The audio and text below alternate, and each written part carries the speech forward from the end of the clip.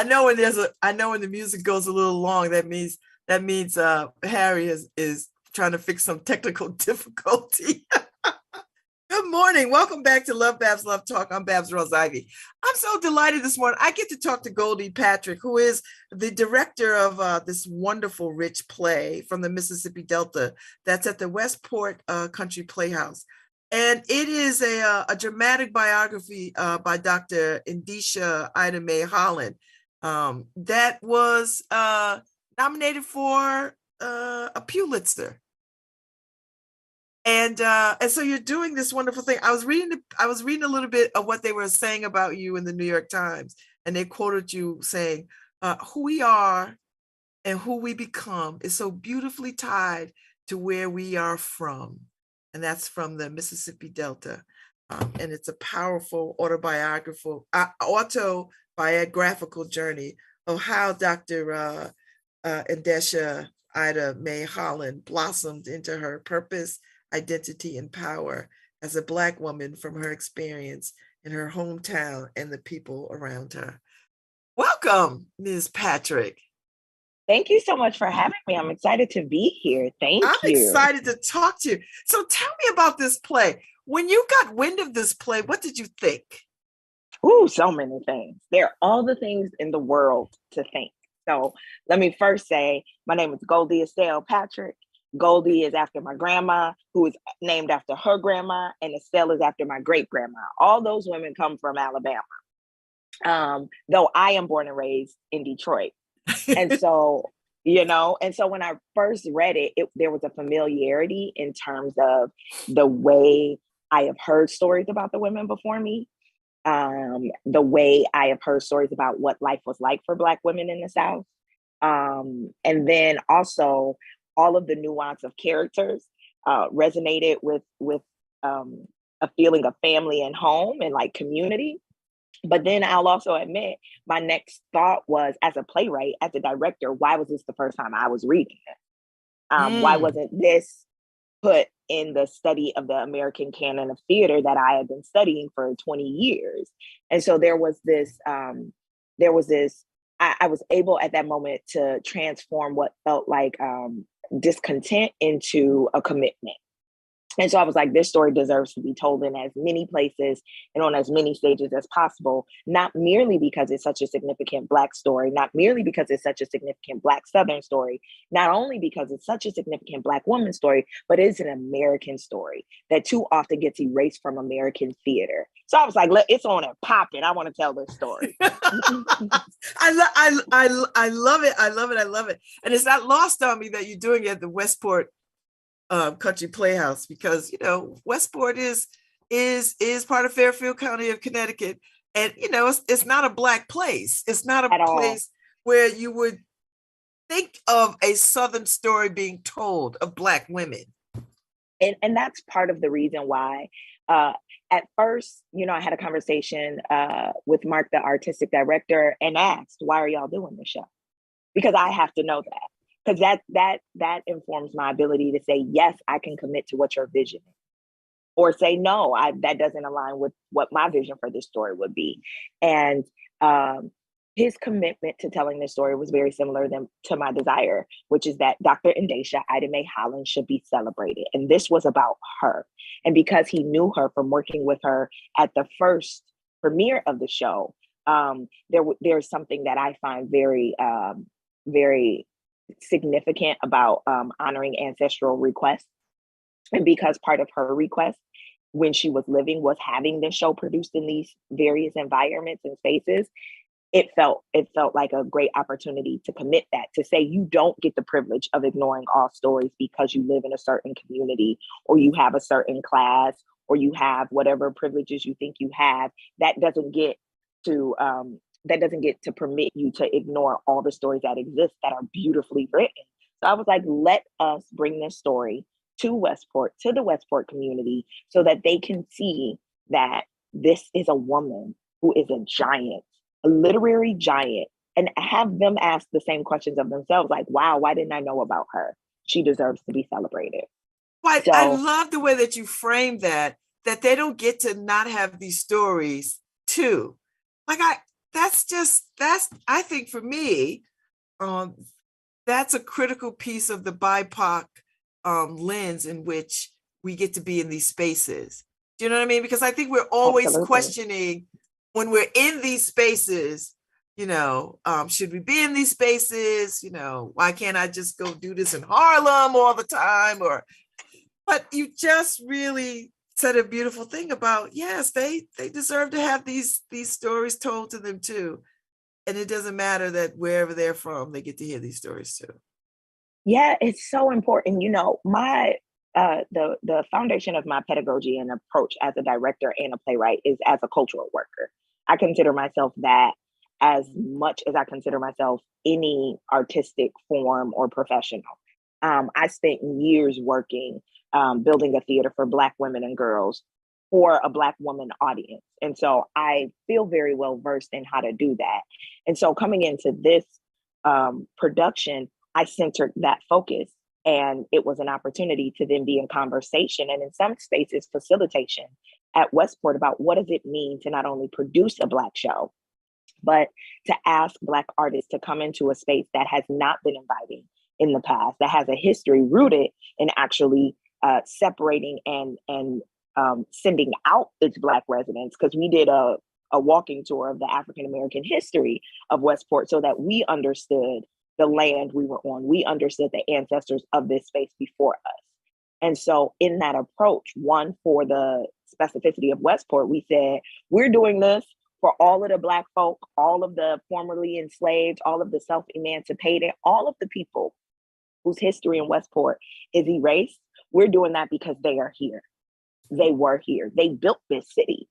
And so there's a beautiful reverence that the cast and the crew has felt about telling, and the Westport staff that went on the tour with us. We're all on the same page around, there's a community of Westport that's called 21st Street and a half. And it was the vibrant Black community. And I don't know any of this story, any of this history.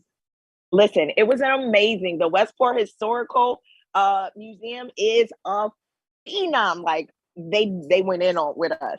And so when we learned about that community, much of which were people who were part of the Great Migration North, who came from the South looking for work and were able to find labor in Connecticut, in Westport, because they were able to work the port and in that community. And then they were sent out.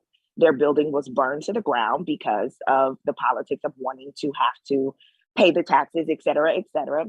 And so those people were displaced. And so there's this beating heart in us to bring those people who are much like our characters and our story, to bring their story to life here. And so we've been working with the historical, we've been working with the folks over there to tell these stories so that it's not just rooted in just Mississippi. It's not just rooted in the fantasy of these characters, but these are part of an American history and legacy that too has its footprint in Westport.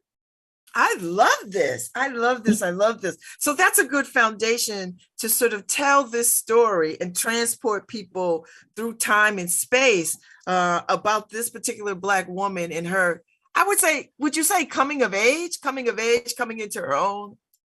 It's a coming of age, it's a coming in a voice, it's a coming into power. It's a coming into understanding. It's all of that. So the from the Mississippi Delta. So give me a sense of what can we expect? What is the story? Ooh, I love that question because it's impossible to answer. I think it depends on how you experience theater. I personally experience theater from a very sacred, communal, joyful place. So I think there's one part of, in terms of what they expect to be a part of the storytelling. This is not, I don't do that sit back and watch thing. I do that lean in and testify thing. So there's the invitation to be present in this story. When you see and hear people that are familiar to you, go ahead and respond and let them know, like, oh, no, I know exactly what's about to happen. There's that part. But then there's also this this astounding specificity to her story. So I would say have a very open ear to listen, because she was a beautiful writer. And what I love about this piece in particular, and I've talked to the cast of 3 Black women, that it's written for Black women to play. And that's significant because it's not watered down. It's written in dialect. It's written and performed in tempo of a Southern drawl. And it's very much a play that can be done sitting on the porch where you talk about, Uncle Johnny, who used to live across the street from Mary. Well, Mary's not her real name. She go by Mary now, but she used to be Susan because she Big Susan daughter. So Big Susan daughter, Mary, how she lived across the street from Uncle Johnny. Uncle Johnny, third son, Richard, he came over. That's the way the story is told. Oh, I love it. Yes, so do I. So I would say have that open ear so that you can catch the magic in between the storytelling. And then ultimately, one of the big things that I'm hoping our audiences take from this is that there is a commitment to continue watering what needs to grow, whether it's in yourself, whether it's in another generation, whether it's in your purpose or your community activism. Dr. Ndesha was very adamant about making sure that her work lived on. And so I charge our audience to watch this one woman's story as an example of how you water what's important to you to make sure it goes on and grows. I love it. Now, I'm a huge August Wilson fan. Huge, yes. huge. What's your favorite play? Oh my God. I don't think I have a favorite, but I want to go and see The Piano Lesson yet again on Broadway with the young Mr. Washington and Samuel Jackson. And I've seen it a gazillion. Like I've seen these plays just about all over the world in different places and by different people, and I love the work of this capturing the century. I think the only play I have not seen in the century is Gem of the Ocean. That's the only one I have not, and I've been chasing this for decades, right? Oh, yeah, chasing it. Like, yeah, I haven't seen it. So when I think about great playwrights, August Wilson always comes to mind. But of course, Lorraine Hansberry and Pearl Cleage and folks who I don't think voices are centered enough in theater, except, I mean, we see Raisin in the Sun. Like when they think of Black plays, that's always trotted out. Raisin in the Sun. And no shade to Lorraine Hansberry. I loved it. I directed it when I was in college.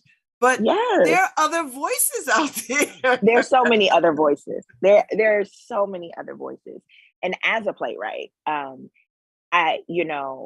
it's an interesting world where you get. I have the honor of being privy to production conversations, and it goes back to like the 4 or 5 playwrights that white institutions are most familiar and comfortable with producing.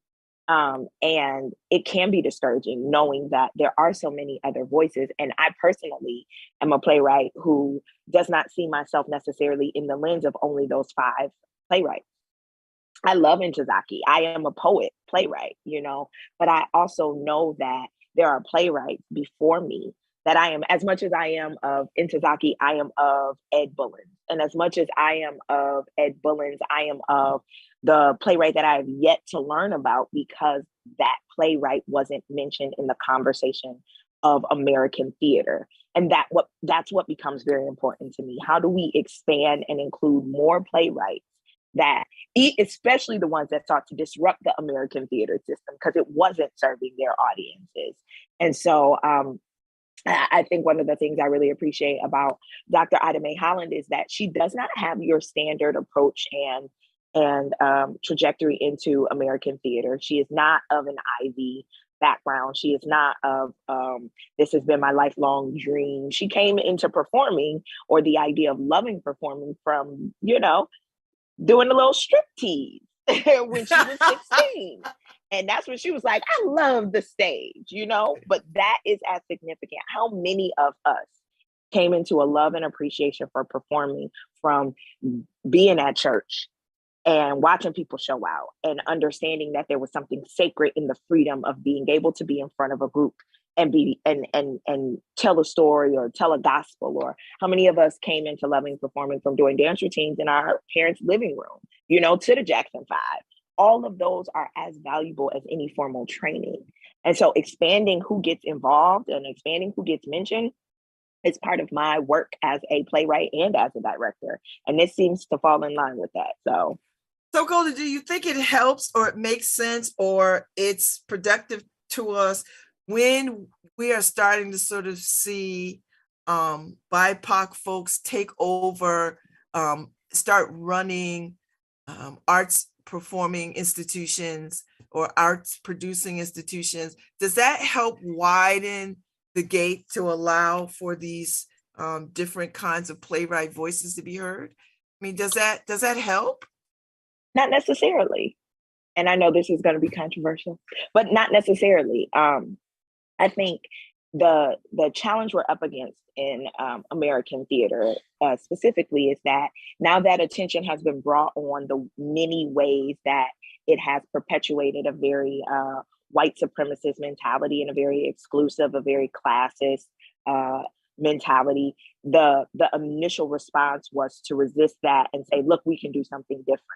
And that's an okay thought, but it also invites performative action. And sometimes the performative action is by putting a person that they deem has been on the outside, putting them on the inside. That does not mean that that person has power.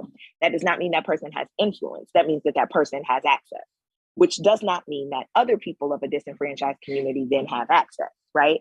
So when we get caught up on the appearance of something, whether it's a person's identity appearance or whether it's their position, the appearance of their position, I think we lose focus of what's important. It's a value system. I'd rather have a white accomplice who is about the same political beliefs that I'm about than to have a Black person in power that is not aligned with what I think is just and political. And I think sometimes we confuse someone's identity with their politics, and they are different. There are plenty of Black people that were not part of a Black arts movement. There are plenty of Black people that, look, Kanye West exists, right? So we can't just say that being of color is enough. We can't just say being a woman. 53% of women voted in the worst interest of the larger percent of women. So we got to move past just identity appearance and start looking at people's values and politics and examining that and how that activates their position in any institution or community. I think that is next level thinking because, the pandemic sort of, illuminated for many people the idea that there weren't enough centered people of color in these spaces. It just wasn't. And it's not enough to have a Black director directing white plays or just like, you know what I mean? Like, yes, I love the class. Don't get me wrong. I will go see a play for a lot of different reasons. It doesn't matter. But I think there's something to be said, what you said about it, the politics, and it has to align and their beliefs have to align. It can't just be, well, they're Black. Nope. Because, what did Zora Neale Hurston say? All skin folk ain't kinfolk. Yes. And what's, what I love, and I'll give you a concrete example. So the design team and technical team for this play, as a result of the pandemic, what we have seen, which is great, is that lots of Black designers, lots of Black stage managers, lots of Black actors and directors are being hired in droves by theaters now because there is a exposure on the need to include them, which is wonderful. So when it came time to build the team, I was very conscious of this, right? And so all the asks went out to all the places. My first ask for my designer is a white man who is brilliant, absolutely brilliant, right? And when we had our initial meeting, his first question to me is, what made you ask me as a white man to work on this very Black show? And I was like, that. He was like, okay, I just needed to check that we were on the same page. And he has done amazing work. He and his assistant, who is a Black woman, have done amazing work on understanding and being centered in what it is to tell this woman's story, culturally, politically, socially. And so if I had gotten solely caught up on identity, I would have just tried to find a Black designer, opposed to finding a designer who aligned with what I politically thought was at the center. My stage manager is a white woman from Mississippi who fully understands and works with the utmost cultural awareness and sensitivity with my cast and the rest of the design team. And so there's this beautiful allyship and community that's being built, that while we are a 85% cast and crew, that we are 100% aligned in our values. And that's what's important. I love this. So tell me about this cast. Tell me about these women you get to work with and direct. Me smiling. I love them. And perhaps more than I love them, I love the way they love each other.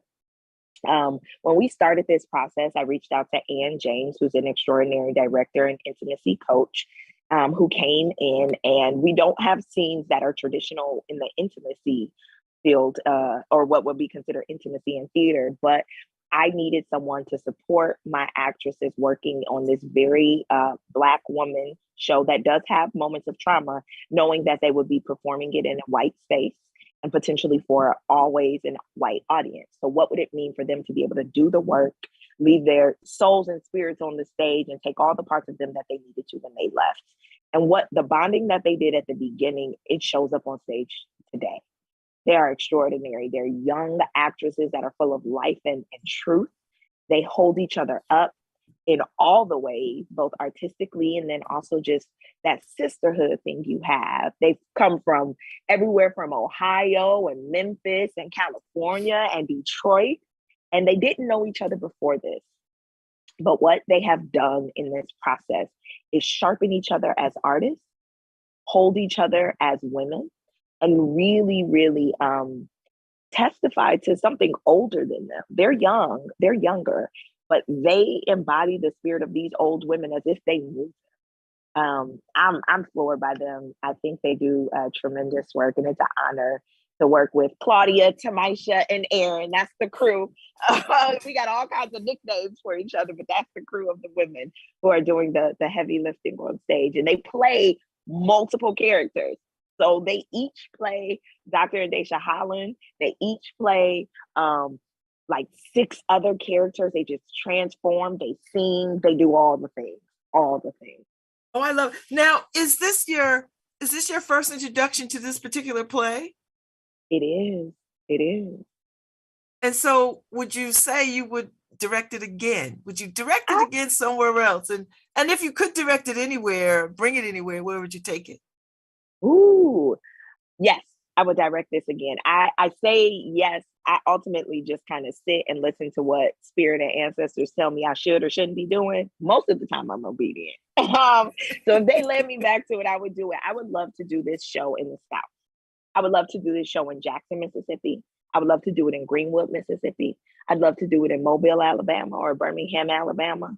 I would love more than that to do it possibly even with, of course, I do regional theater. I think there's something magical about it living in a very intimate space like a community theater.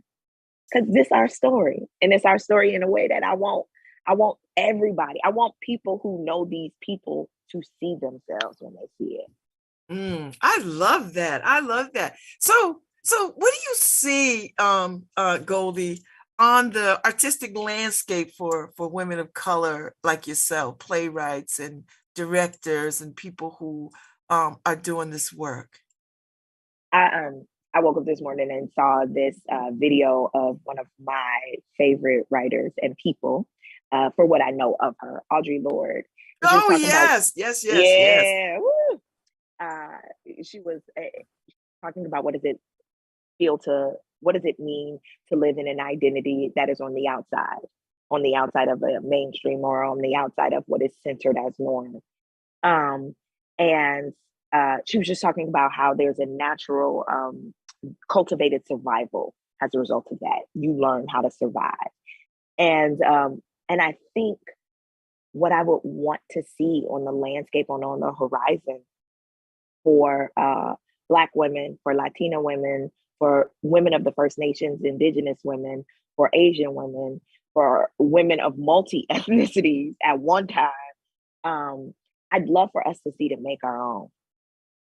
I think that's what it requires. I think we cannot expect white theater to envision our freedom, our liberation. It's not theirs to do, and I don't think they have the experiences of our survival to do it. So I think while they have access to the resources and the funding, ultimately it's for us to make our bold, radical ask. And sometimes the ask is to get out of our way. Mm-hmm. Sometimes the ask isn't to let us in. Sometimes the ask is to get off of our land so we can build what we want to build. And that's what I would want to see, us to build and center and put forward our stories, our voices, our talents, and produce our work. So, you know, there's so much to be said about trauma, and so many of our stories start from a place of trauma. Mm-hmm. Do we ever get to a place where we don't lead from our trauma, or we don't center our trauma?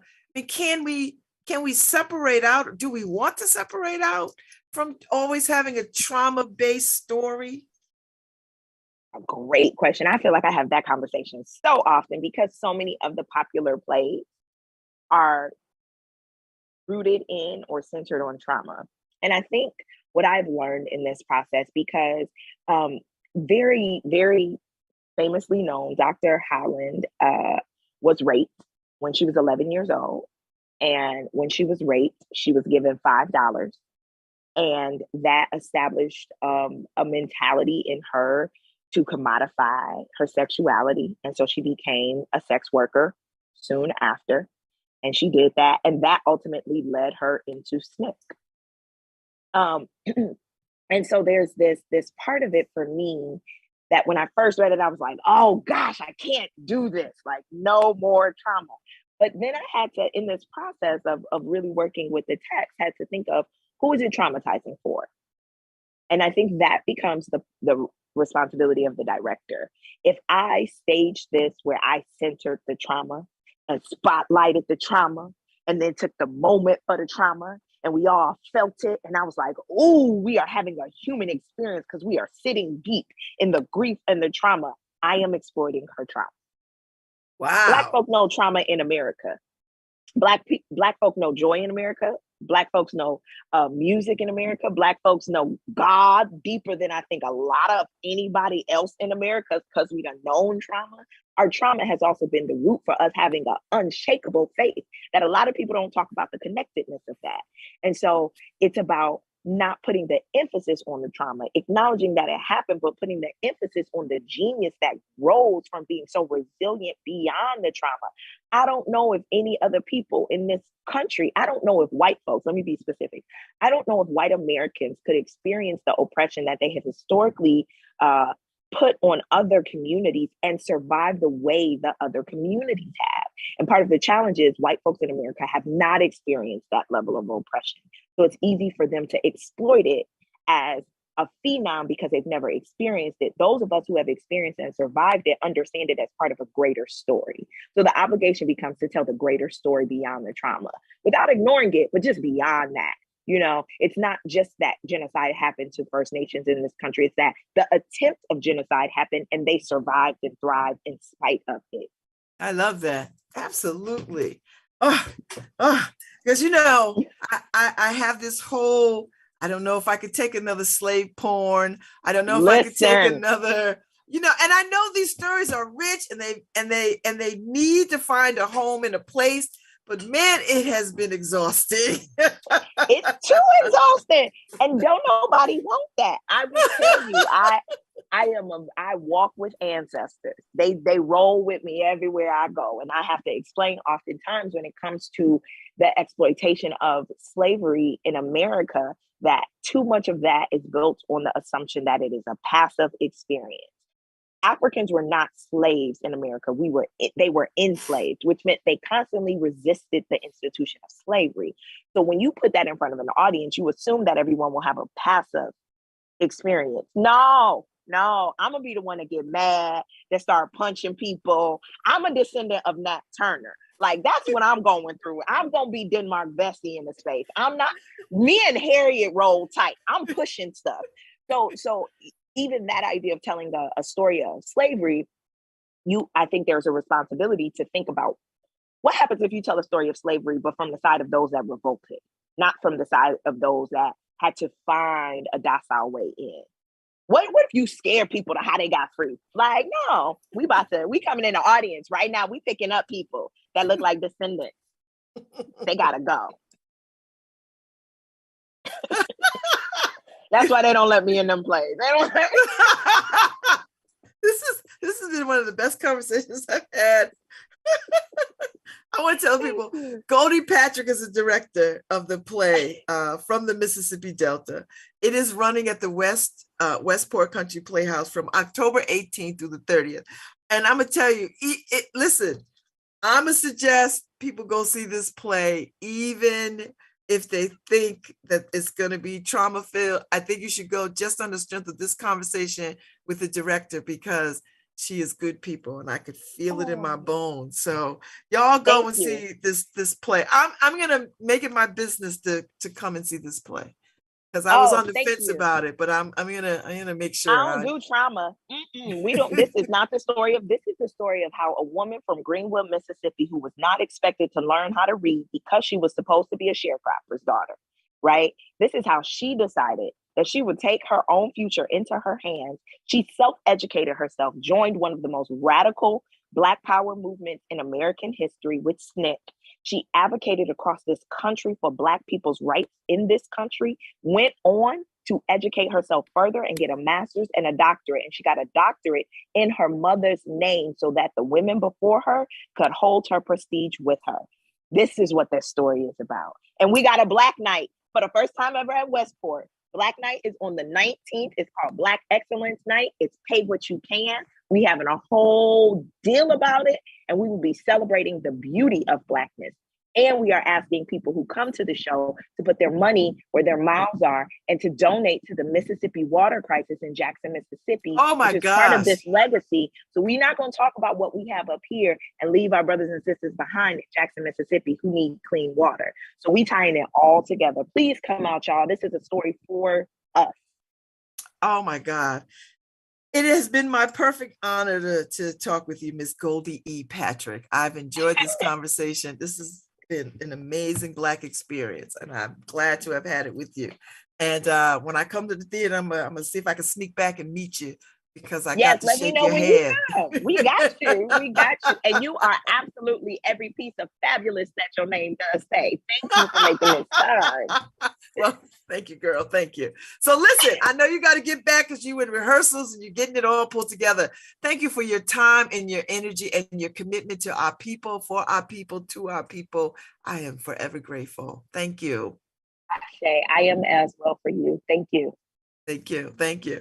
All right, Harry Droz. This was a rich conversation. Play me out. Y'all have a good weekend. I will see y'all. Catch me at the library at 2:30 having the Huey Newton conversation. And I will see y'all over the weekend.